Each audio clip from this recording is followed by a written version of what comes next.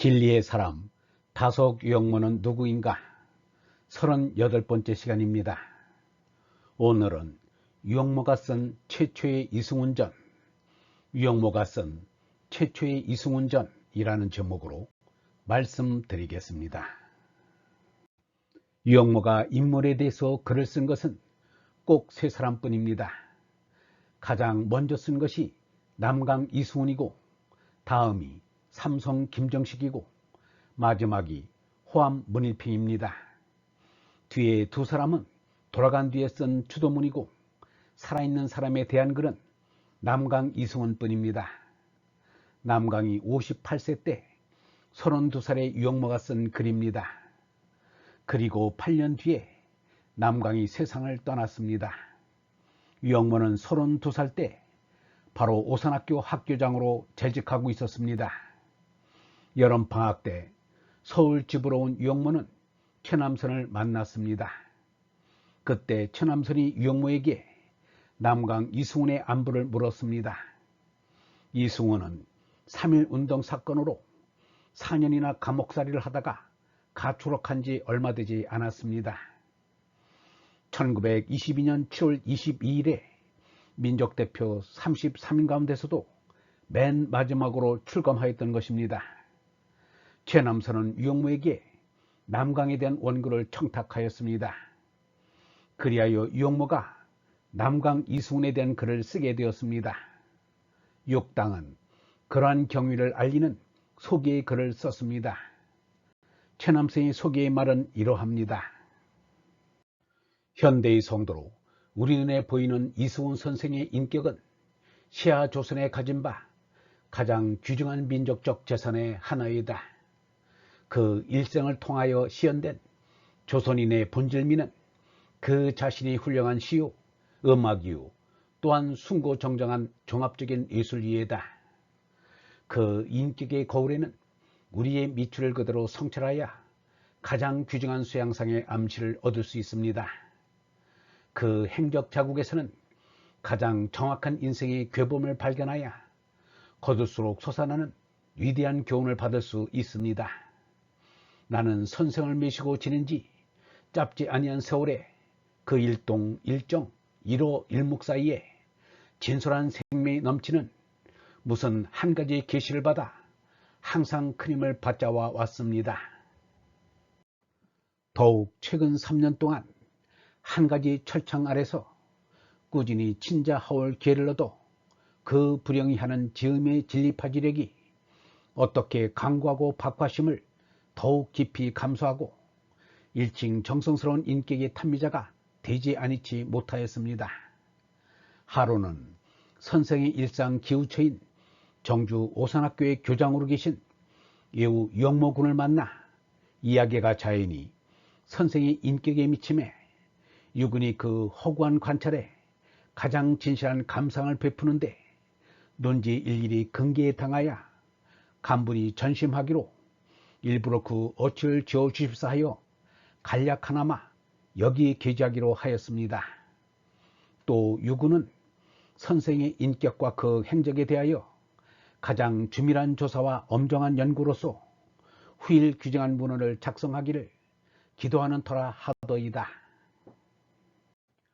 육당 최남선의 글도 소개의 글만이 아니라 간략한 이승훈 평전이기도 합니다. 유영모가 쓴 최초의 이승훈전은 최남선이 신문관을 동명서로 바꾼 뒤는 주간지 동명 제2호에 실려 있습니다. 여기에다 옮겨 싣지는 못하고 끝의 일부를 옮깁니다. 만근 거의 10년 기독교로 당신의 천품의 성격을 무해히 발휘할지 그 전반성을 들여서 얻었던 부를 비누로 바꾸되 마음에는 아무 옮김이 없고 뜻을 아수리하는 유머가 그침없이 이르되 무슨 굴할 줄이 있었으리요. 덕이 높을수록 교모하는 어른을 선생께 보았으며 고가 많을수록 안립하는 어른을 선생께 보았나이다. 히라 소위 지사인인을 자원한 형제들 가운데 평생의 단연맹을 몇 번 고초한 기억이 있으며 금죄를 몇 번씩 다시 주직한 생각이 남았으며 거짓말을 작용하기를 몇몇 번째 하다 둔 일이 있사옵니까? 오이는 선생의 성격이 탁월하심을 우러러 접할 때마다 톨스토이 선생의 이성주의, 즉 철두철미로 참을 구하는 성격이 그 일평생을 자소지사토록 그 소위 전기의 앞뒤를 막론하고 일관한 것과 같이 선생의 생애도 종시 일관한 성자적 성격이 비쳐 빛냄을 느끼나이다. 사람은 시 도적은 못한다는 속담도 있거니와 정기적 인물의 성격을 살필 때에는 사람이 성격을 사기할 수 없다는 소리가 절로 나오는 것을 금치 못하노이다. 유영모는 이승훈을 톨스토이에 비교하였습니다. 유영모가 현대인으로 가장 존경한 이는 톨스토이와 마하트마 간디였습니다. 남강 이승훈을 어느 정도 존경하였다는 것을 이것으로도 짐작이 갑니다. 톨스토이도 참여하기 전에는 여느 사람들과 마찬가지로 도박, 간음, 싸움 등 온갖 죄악을 저질렀습니다. 이승훈도 장사꾼으로서는 성실하여 사람들로부터 신임을 얻었으나 술도 마시고 담배도 피우고 노름도 하고 여인도 건드렸습니다. 그것을 일시에 다 끊고 새 사람이 된 것을 유영모는 성자적 모습이라고 하였습니다.